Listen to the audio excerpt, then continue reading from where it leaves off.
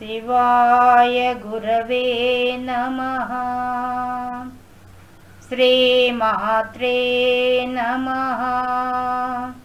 श्रीगुरुभ्यो नमः। అమ్మవారి స్వరూపాన్ని మీకు అందరికీ నమస్కారం అండి. శివానందలహరిలో మనం ఈరోజు 19వ శ్లోకానికి వచ్చేసాం. 19వ శ్లోకం. దురాశా భూయిష్టే ధురధిప గృహద్వార ఘటకే దురంతే సంసారే దురిత నిలయే దుఃఖజనకే మదాయాసం కిం న వ్యపనయసి కస్యోపకృతయే వదేయం ప్రీతిశ్చేత్ తవ శివ కృతార్థా ఖలు వయం. దురాశా భూయిష్టే ధురధిప గృహద్వార ఘటకే దురంతే సంసారే దురిత నిలయే దుఃఖజనకే మదాయాసం కిం న వ్యపనయసి కస్యోపకృతయే వదేయం ప్రీతిశ్చేత్ తవ శివ కృతార్థా ఖలు వయం. దురాశా భూయిష్టే దురధిప గృహద్వార ఘటకే దురంతే సంసారే దురిత నిలయే దుఃఖజనకే మదాయాసం కిం న వ్యపనయసి కస్యోపకృతయే వదేయం ప్రీతిశ్చేత్ తవ శివ కృతార్థా ఖలు వయం.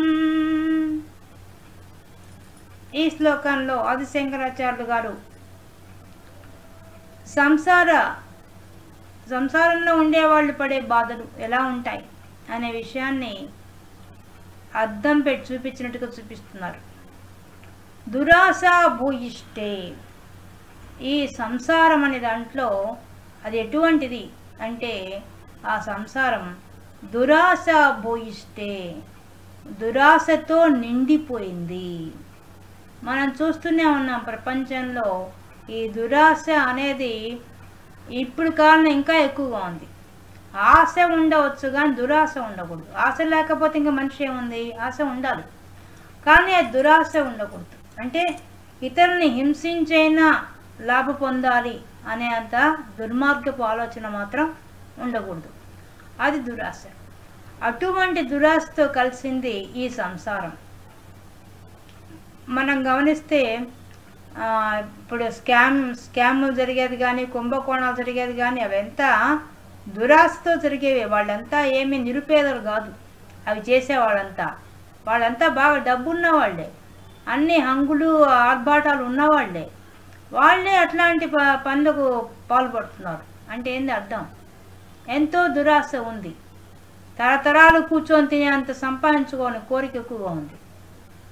వాళ్ళేమీ ఇక్కడి నుంచి పైసా కూడా తీసుకుపోయేది పైలోకానికి, కానీ వాళ్ళ ఆశ ఎట్లా ఉంది, భూలోకంలో ఉన్నంత వరకు ఆ విధంగా ఇతర మోసం చేసైనా సంపాదించాలనే ఒక లక్ష్యంతో ఉన్నారు, అది దురాశ.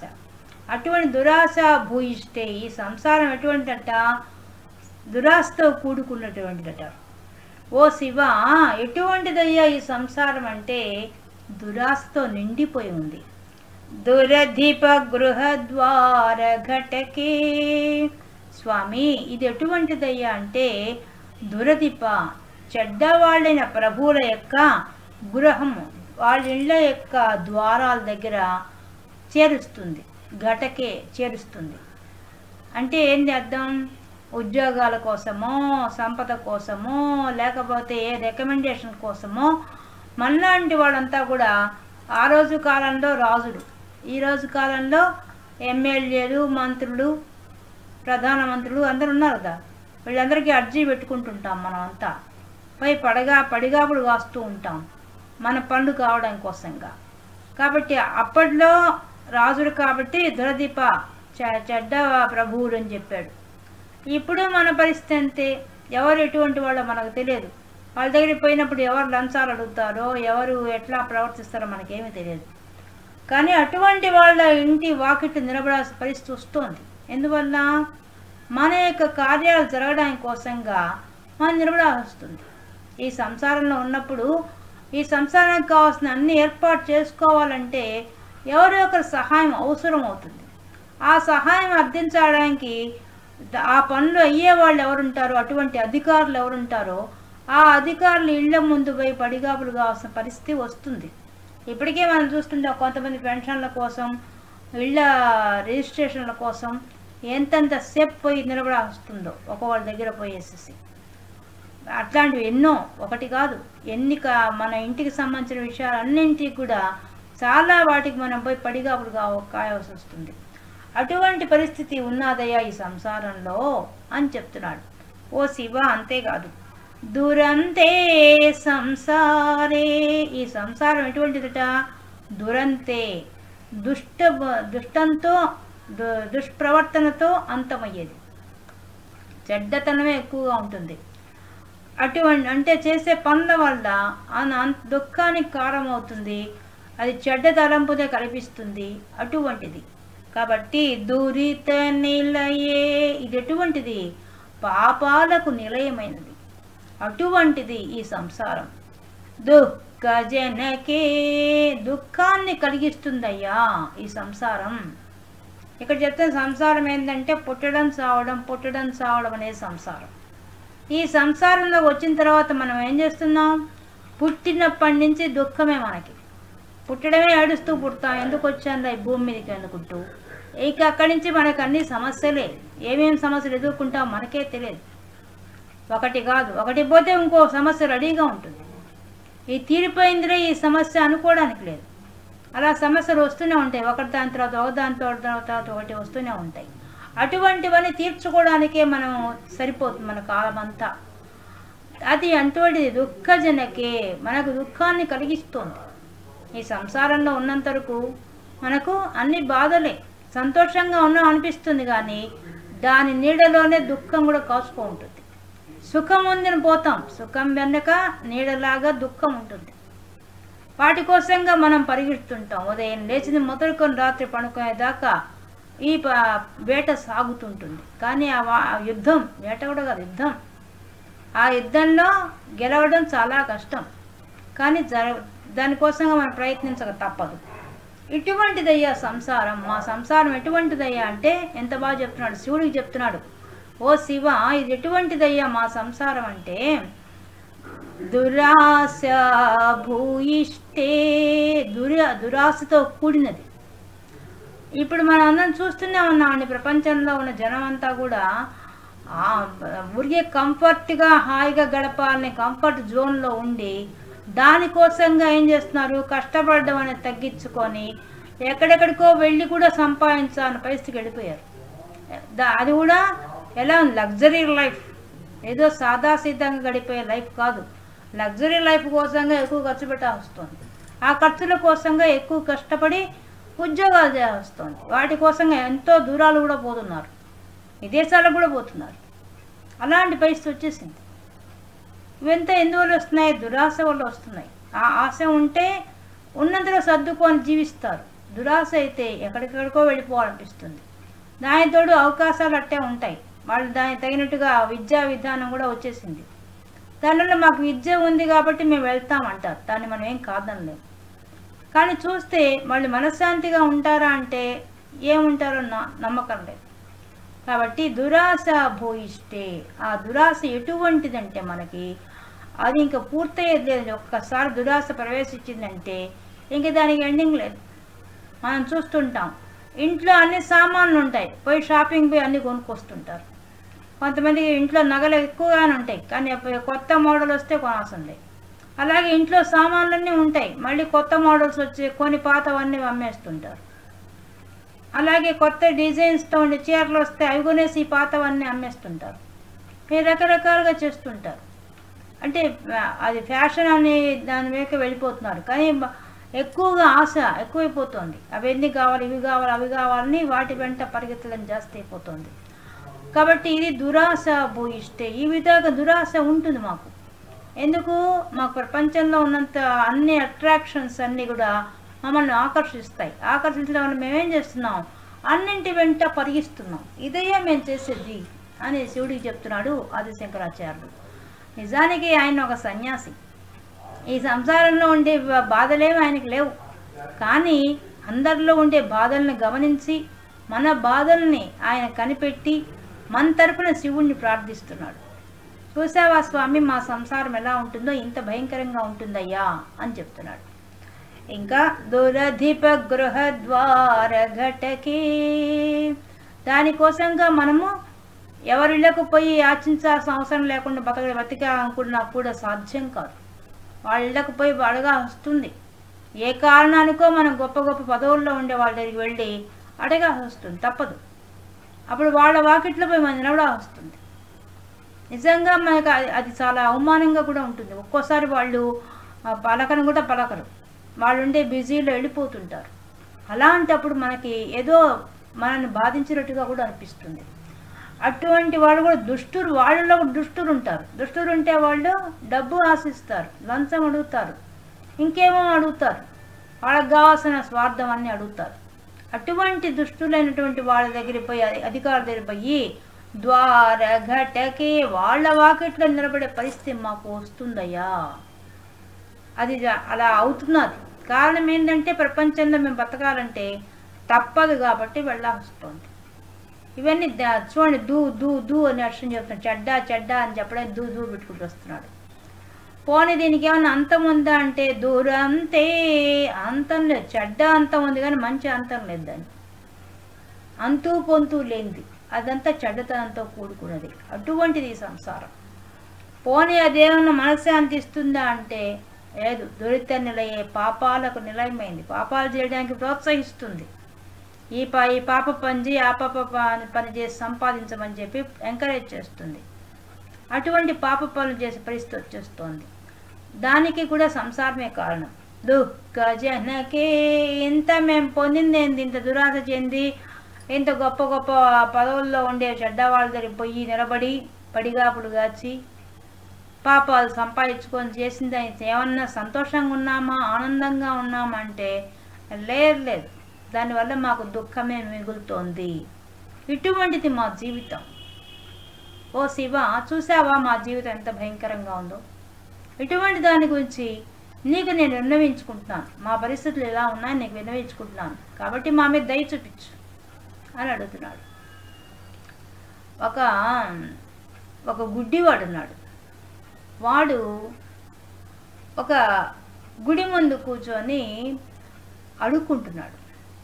అడుక్కుంటుంటే ఒక జమీందారు వచ్చి వాడికి ఉండే దాంట్లో డబ్బులు వేయబోయాడు. వేస్తూ ఉంటే టక్కన గుడ్డివాడు ఆ జమీందారు చేయి పట్టుకొని, అయ్యా మీరు డబ్బులు ఇస్తున్నారు, మీరు ఆ డబ్బులు వేసి మళ్ళీ నా చెంప మీద కొట్టండి అంటాడు. ఆయన ఆశ్చర్యపోతాడు, చెంప మీద కొట్టేదేంది అనేసి. అప్పుడు ఆయన, అయ్యా నువ్వు అసలే గుడ్డివాడు, నిన్ను కొడితే నాకు పాపమే వస్తుంది. పైగా అందరు చూస్తున్నారు, అందరు ఏమనుకుంటారు నా గురించి? ఒక గుడ్డివాడిని కొట్టును అనుకోరు నన్ను, కాబట్టి నేను కొట్టలేను నిన్ను అంటాడు. అయ్యా నీ పాదాలు పట్టుకుంటా, నన్ను మాత్రం ఒక్క దెబ్బన చెంప మీద వేసి వెళ్ళవయ్యా అంటాడు. ఆయనకు అర్థం కాదు. అప్పుడు ఆయన, అసలు ఎందుకు కొట్టమంటున్నావు నన్ను, ఎందుకు కొట్టాలి నిన్ను అంటాడు. అది ఒక పెద్ద కథ అయ్యా, నన్ను కొట్టు చాలు అంటాడు. అప్పుడు ఆ జమీందారికి ఇంట్రెస్ట్ కలుగుతుంది, ఇది ఏదో విషయం ఉంది, లేకపోతే నన్ను కొట్టమని ఎందుకు అడుగుతాడు అని చెప్పి అతన్ని ఒక చెట్టు కింద తీసుకుని కూర్చోబెట్టి, నీకు అదేందో నాకు చెప్పు, నేను వింటాను, అసలు ఎందుకు కొట్టమంటున్నావు చెప్పు అంటాడు. అప్పుడు ఆ గుడ్డివాడు చెప్పడం మొదలు పెడతాడు. అయ్యా నా దగ్గర దాదాపు ఒకప్పుడు 80 గుర్రాల దాకా ఉండేది. నాకు గుర్రాలను పెంచడం, పోషించడం చాలా బాగా తెలుసు. దాంట్లో నేను బాగా శిక్షణ పొందాను. అందువల్ల దాదాపు 80 గుర్రాల దాకా ఉండేవి. వాటిని నేను పోషించుకుంటూ వాటితో వ్యాపారాలు చేసుకుంటూ హాయిగా కాలక్షేపం చేస్తున్నాను నేను.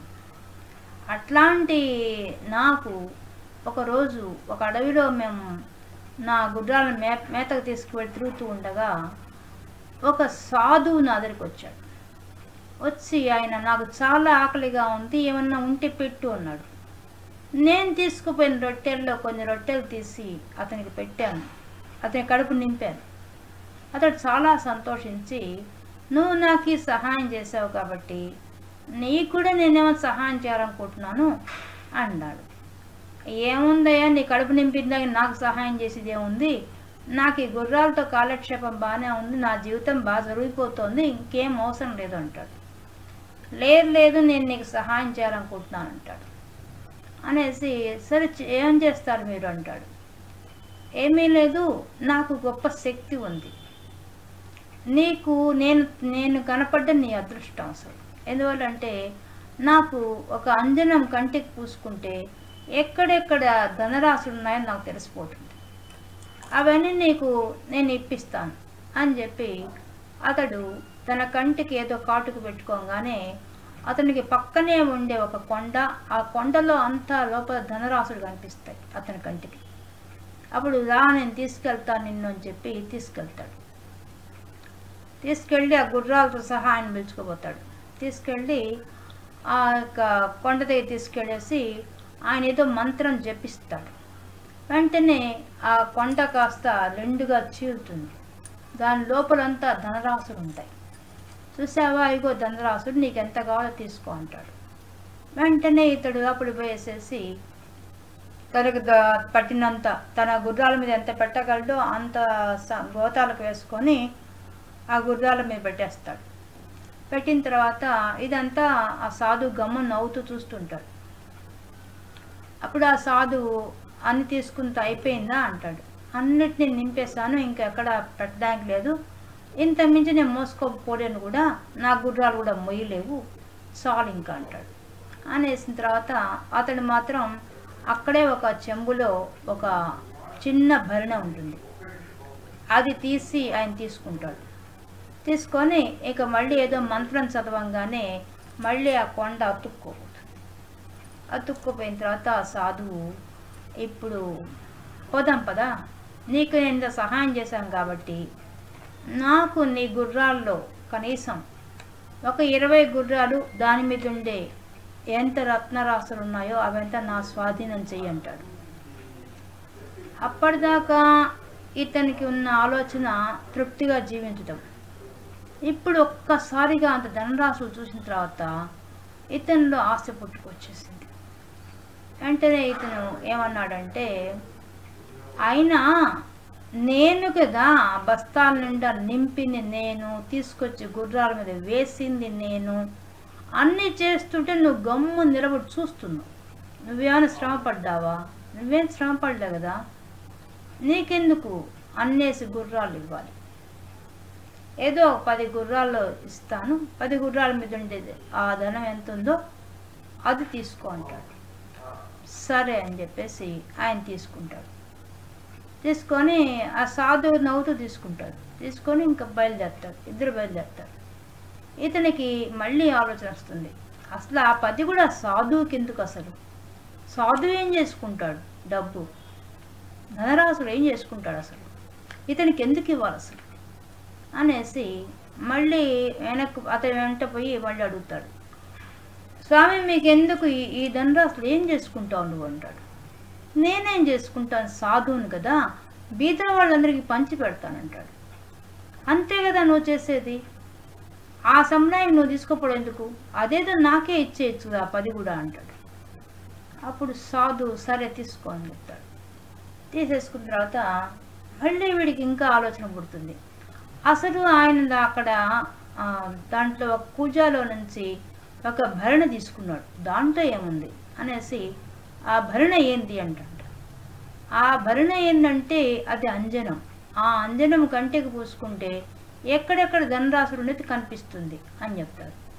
అయితే అది కూడా నాకు ఇవ్వు, నాకు ఇస్తే ఉపయోగం కదా, నీ దగ్గర ఉంటే ఏం ఉపయోగం అంటాడు. అప్పుడు ఆ సాధువు ఆశ్చర్యపోతాడు. సరే తీసుకో అంటాడు. కానీ ఒక నియమం ఉంది అంటాడు. ఏంది అంటాడు, ఈ ఈ అంజనము ఎడమ కంటికి మాత్రమే కొద్దిగా పూసుకోవాలి, కొస్సలు పూసుకోవాలి, అంతా పూసుకో, అంటి మొత్తం పూయకూడదు, కొద్దిగా పూసుకోవాలి. దాంతో నీకు అన్నీ కనిపిస్తాయి. పొరపాటున కానీ నువ్వు కుడి కంటికి కానీ పూసావో నీ 2 కళ్ళు కూడా పోతాయని చెప్తాడు. అనగానే నాకు కొంచెం ఎడమ కన్నుకు పూస్తావా, నేను చూస్తానంటాడు. సరే అని చెప్పి ఆ అంజనం కొద్దిగా తీసి అతని ఎడమ కంటికి కొద్దిగా రాస్తాడు. వెంటనే అతనికి భూమి లోపల ఉండే ధనరాశులు కనిపిస్తాయి, కొండల్లో ఉండే ధనరాశులు కనిపిస్తాయి, చుట్టుపక్కల ఉండే చెట్ల లోపల కూడా ధనరాశులు కనిపిస్తాయి. అతను అబ్బా అబ్బా అబ్బా అని కేకలు పెట్టేస్తాడు. పెట్టేసేసి నాకు అన్నీ కనిపిస్తున్నాయి అంటాడు. అనగానే సరే ఇంక నువ్వు బయలుదేరి, నేను బయలుదేరాలంటాడు. లేదు నా కుడి కంటికి కూడా పోయి నేను చూస్తాను, మీరు నువ్వు మోసం చేస్తున్నావేమో, కుడి కంటికి కూడా పూస్తే ఇంకెన్ని కనిపిస్తాయో, ఎడం కంట్లో ఒక్కరవు పూస్తే ఇంత కనిపించింది, కుడి కంటికి కూడా పూస్తే ఇంకెంత కనిపిస్తున్నావు అంటాడు. ఆ సాధువు చాలు, ఇప్పటికే దురాశ పడ్డావు, నువ్వు నాకు న్యాయంగా ఇవ్వాల్సిన దాన్ని కూడా వద్దన్నావు, ఇవ్వనన్నావు, సరే ఒప్పుకున్నాను. నేను తీసుకున్న అంజనం కూడా కావాలన్నావు, సరే దానికి ఒప్పుకున్నాను. ఇప్పటికే దురాశ మించిపోయింది, చెప్పింది అర్థం చేసుకో, కుడి కన్ను పూస్తే 2 కళ్ళు పోతాయి, ఈ ధనం అంతా కూడా నా పాలైపోతున్నప్పుడు నువ్వేం చేసుకోలేవు ఈ ధనాన్ని అంటాడు. నువ్వు అబద్ధాలు చెప్తున్నావు, నన్ను మోసం చేయడానికి చెప్తున్నావు, ఎడమ కంటికి పూస్తే నాకు ఇన్ని కనిపించాయి, కుడి కంటికి కూడా పూస్తే ఇంకా ఎన్నో కనిపిస్తాయి, అందుకే నన్ను మోసం చేస్తున్నావు నువ్వు అంటాడు. లేదు నేను నిజమే చెప్తున్నాను, నీకు కుడి కన్ను పూస్తే 2 కళ్ళు పోతాయి అంటాడు. నేను నమ్మను ఆ విషయం అంటాడు. సరే నీ కర్మ, నువ్వు నేను మాత్రం పోయిన కుడి కంటికి పూసుకుంటే పూసుకోలేకపోతే పో అని చెప్పేసి ఆ సాధు బయలుదేరుతుంటాడు. అప్పుడు వెంటనే ఇతడు ఆవేశంతో ఆ కాటుక తీసి కుడి కన్ను పూసేసుకుంటాడు. వెంటనే 2 కళ్ళు గుడ్డి వాడైపోతాడు, 2 కళ్ళు మూసుకొని పోయి. అప్పుడు కేకలు పెడతాడు, అయ్యో నా కళ్ళు తెప్పించు, నా సాధువుని బతికినాడతాడు. నేను ముందే చెప్పాను కళ్ళు పోతాయి, ఎట్టి పరిస్థితితో పూసుకోకూడదు, వినలేదు నువ్వు. ఇప్పుడు నేనేం చేయలేను దానికి, నా మంత్రశక్తులు కానీ ఏ శక్తులు పనిచేయు దాంట్లో, నీ దురాశే నీకు దుఃఖానికి కారణమైంది, నేనేం చేయలేను దీనికి అని చెప్పి నీ కర్మ అనుభవించు అని చెప్పి ఆయన 80 గుర్రాలు తీసేసుకుని వెళ్ళిపోయాడు. ఆ సాధు ఒక్క గుర్రం కూడా లేకుండా చేసి డబ్బులతో సహా గుర్రాలతో సహా తీసుకెళ్ళిపోయాడు. ఇతన్ని మాత్రం వంటగా అడవిలో వదిలేశాడు. ఇక అతను అల్లాడిపోతుంటే దారిలో ఎవరో ప్రయాణికులు పోతూ ఇతను ఊరేదో కనుక్కొని తీసుకొచ్చి ఆ ఊళ్ళో దిగబెట్టేశారు. ఇంకా అప్పటి నుంచి నరకం అనిపిస్తున్నాడు. అదే విషయం జమీందారుకు చెప్తాడు. ఈ విధంగా నేను దురాశకు పోయి నా కళ్ళు నేను పోగొట్టుకున్నాను. ఆ రోజు నుంచి నాకు ఎవరైనా దానం చేస్తే వాళ్ళ చేత నేను దెబ్బలు తింటున్నాను. ఎందుకంటే ఆ సాధువుని నేను అనుమానించిన దానికి పైగా నా మూర్ఖత్వానికి, నా దురాశకి నేను దెబ్బ వేసుకుంటున్నాను. అంత డబ్బు పోగొట్టుకొని, అంత ధనరాశులు పోగొట్టుకొని ఏమీ లేని వాడిని బిచ్చగాడిని అయిపోయాను. నా దురాశ ఇంత దుఃఖానికి కారణమైంది. కాబట్టి అది నాకు తెలియలేదు, గుణపాఠం నేర్పించడం కోసంగా నేను ప్రతి ఒక్కరి డబ్బులు ఎవరు వేస్తే వాళ్ళు నన్ను కొట్టమని అడుగుతుంటాను, కొట్టించుకుంటుంటాను. అప్పుడైనా నాకు బుద్ధి వస్తుందని నా ఆశ, ఇంకేం లేదంటాడు. అప్పుడు జమీందారు ఆశ్చర్యపోతాడు. అప్పుడు అయ్యో నీకు ఇంత దుస్థితి కలిగింది నీవు దురాశ వలన, అంత గొప్పవాడివి, 80 గుర్రాలకు అధినేతవు, ఈరోజు ఏమీ లేని ఒక గుడి ముందు అడుక్కుంటున్నావా అని చెప్పి, సరే రా నా ఇంటి దగ్గర నీకు ఏర్పాటు చేస్తాను, ఈ విధంగా అడుక్కోవాల్సిన పరిస్థితి లేకుండా ఏదో ఒక దారి చూపిస్తాను నీకని చెప్పి ఆ జమీందారు తన ఇంటికి అతన్ని తీసుకెళ్తాడు. ఇంత దురాశ పరులు ఉంటారు మనలో, మానవుల్లో ప్రతి ఒక్కడికి దురాశ ఏదో ఒక మూల కూర్చో ఉంటుంది. కాబట్టి అది అవకాశాన్ని బట్టి దాన్ని బట్టి బయటకు వస్తుంటుంది. అందుకనే దురాశ భూయిష్టి అని చెప్పేసాడు. కాబట్టి అంత గొప్ప దురాశ మనకు ఉంటుంది, మనకు తెలియకుండా లోపల. అది ఆ సందర్భాన్ని బట్టి సమయాన్ని బట్టి బయటకు వస్తుంటుంది. కాబట్టి అటువంటి మాకు స్వామి మదాయాసం కిం,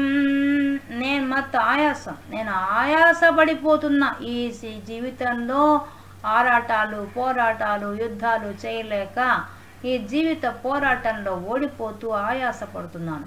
కిం వ్యపనయసి కస్యోపకృతయే, కిం వ్యపనయసి నా వ్యపనయసి, నన్నెందుకు నువ్వు రక్షించలేకుండా ఉన్నావు?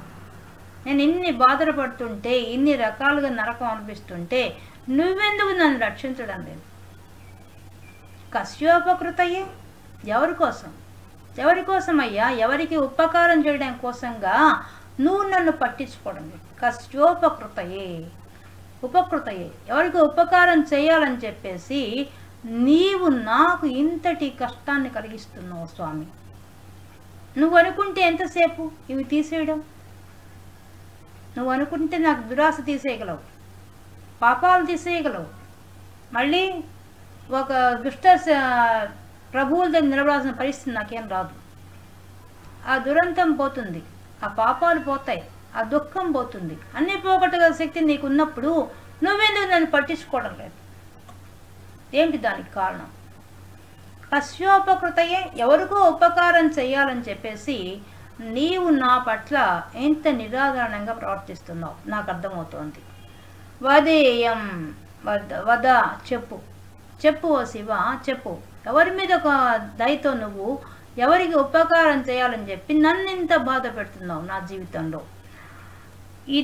ఇయం ప్రీతిశ్చేత్, ప్రీతిశ్చేత్ తవ శివ, తవ నీ యొక్క శివ, ఓ శివ, మంగళం కలిగించేవాడా ఓ శివ, నీవు ఎవరి కొరకు ఈ విధంగా చేస్తున్నావు? ప్రీతిశ్చేత్, ఎవరికో ప్రీతి చేయడానికి కోసంగా, ప్రియం చేయడం కోసంగా ఈ విధంగా నాకెందుకు ద్రోహం చేస్తున్నావు?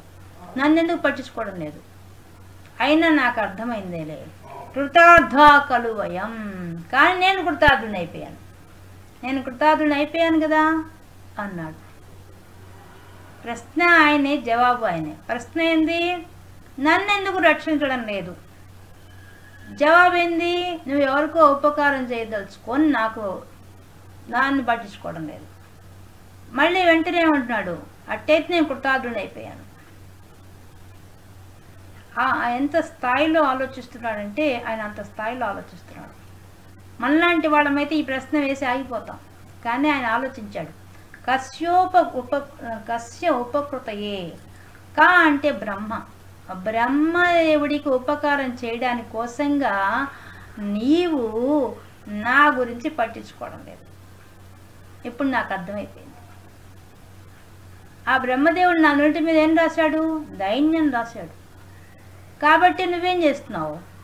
ఆయన నీ భక్తుడు కదా, నీకు ఇష్టమైన వాడు కదా బ్రహ్మదేవుడు. కాబట్టి ఆయనకి ఇష్టమైనది చేయాలి. కాబట్టి ఆయన మా నోటి మీద ఏం రాత రాస్తే అది నువ్వు చూస్తూ ఉంటావు, అది నువ్వు చేసే పని. అట్టయితే నేను కృతార్థుని అయిపోయాను. నువ్వు బ్రహ్మదేవుడికి సహాయం చేసే కోసంగా నువ్వు అట్లా చూస్తూ ఉన్నట్టయితే నేను కృతార్థుని అయిపోయాను అంటున్నాడు. అంటే అర్థమైంది, కృతార్థుడు అయిపోయేది ఏంటి అక్కడ? ఈయన ధన్యుడు అయిపోయేది ఏముంది అక్కడ? అంటే ఎంత లోతుగా మాట్లాడుతున్నాడు. నీకు బ్రహ్మదేవుడు ఇష్టం కాబట్టి ఆ బ్రహ్మదేవుడు రాసిన నుదుటి రాతను మార్చకూడదు నిర్ణయించుకొని ఆయనకు ప్రీతి చేయడానికి కోసంగా ఈ విధంగా నేను ఇంత కష్టాలు పడుతుంటే చూస్తూ ఉన్నావు కదా. అంటే అర్థమైంది, నీ భక్తుడి మీద నీకు అంత ప్రేమ ఉంది. కాబట్టి నేను నీ భక్తుడిని అయితే నేను కూడా ఆస్థితికి వచ్చేస్తాను, నన్ను కూడా నువ్వు ప్రేమిస్తావు, నాకు కూడా ప్రేమైంది నువ్వు చేస్తావు. బ్రహ్మదేవుడికే ప్రేమైంది చేసిన వాడివి నా మీద ఇంకెంత ప్రేమ చూపిస్తావు? నువ్వు నా మీద కూడా ప్రేమ చూపిస్తావు. ఆ బ్రహ్మదేవుడు అంత గొప్ప ప్రేమ నాకు ఉండాల, భక్తి నీ మీద నాకు ఉండాల. అప్పుడు నువ్వేం చేస్తావు? ఆ బ్రహ్మదేవుని ఎట్ట ఉద్ధరిస్తున్నావో, ఆయనకి ఇష్టమైన విధంగా ఏ విధంగా ప్రవర్తిస్తున్నావో ఆ విధంగా నాకు ఇష్టమైనట్టు నువ్వు ప్రవర్తిస్తావు. ఇప్పుడు నాకు అర్థమైపోయింది. కాబట్టి కృతార్థ కలువయం, నేను కృతార్థుని అయిపోయాను కదా అనేసాడు. ఎంత గొప్పగా ఆలోచించాడు. బ్రహ్మదేవుడు నీకు ఇష్టం కాబట్టి ఆ బ్రహ్మదేవుడు మా నుడిటి మీద రాత రాశాడు కాబట్టి ఆ రాత ప్రకారం జరుగుతోంది కాబట్టి నువ్వు పట్టించుకోవడంలా. మేము కూడా బ్రహ్మదేవుడి అంత స్థాయికి ఎదిగి నీ భక్తుడిని అయిపోతే అప్పుడు నాకు కూడా ఏం చేస్తావు? నాకు ఇష్టమైంది ఏదో చేసేస్తావు. ఏం చేస్తావు? నాకు ఇష్టమైంది దురాశ భూయిష్టే, ఆ దురాశతో నిండిందాన్ని తీసేస్తావు. ఇంకా దురదీప గృహద్వార గటకే, ఆ చెడ్డ రాజుల వాకిళ్ళు నిలబడే దుస్థితి నాకు రానివు. దురంతే సంసారే, అసలు సంసారంలోకే రానిలేవు, నన్ను పుట్టుకే లేకుండా చేస్తావు. పుట్టడం చావడం అనే చక్రంలోంచి లాగేస్తావు. అప్పుడు నాకేమైపోతుంది? దూరిత నీలయే, ఇంకా పాపం లేదు, ఏమీ లేదు. ఇంకా దుఃఖ జనకే, దుఃఖం లేదు, ఆనందం మాత్రమే ఉంటుంది. కాబట్టి నేను కృతార్థుడిని అయిపోయాను స్వామి. నీవు నా మీద కృప చూపించకుండా ఉండవు, చూపిస్తావు, నాకు నమ్మకం ఉంది. ఎందుకు? బ్రహ్మదేవుడి మీద చూపించావయ్యా, ఇక నా మీద నువ్వు చూపించకుండా ఉంటావు, అది నా నమ్మకం. కాబట్టి నువ్వు నా మీద కూడా అంతే ప్రేమ చూపిస్తావు, అంతే నాకు ప్రీతి కలిగించే పని నువ్వు చేస్తావు. కాబట్టి ఇక నేను కృతార్థుడిని అయిపోయానయ్యా శివ అని చెప్తున్నాడు ఈ శ్లోకంలో. ఇవాళ శివానంద లహరిలో 19వ శ్లోకంలో ఉండే విశేషాంశాలు తెలుసుకున్నాం.